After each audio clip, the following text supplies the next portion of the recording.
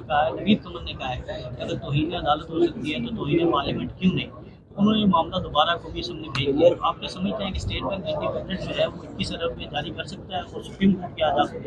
देखिए, जिस वक्त अगर इन्होंने स्टेट बैंक ने सुप्रीम कोर्ट के कहने पे पैसा ना दिया, इसका मतलब है कि पाकिस्तान का आइन ख़त्म हो गया।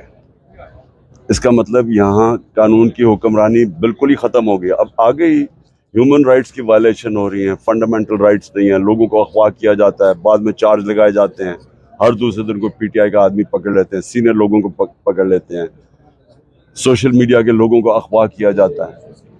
यानी जिस तरह का इस वक्त हमारे पूर्व ब्लैकआउट किया हुआ है मीडिया पे, तो ये तो पाकिस्तान में पहले ही कोई ह्यूमन राइट्स या फंडामेंटल राइट्स खत्म हो गए हैं।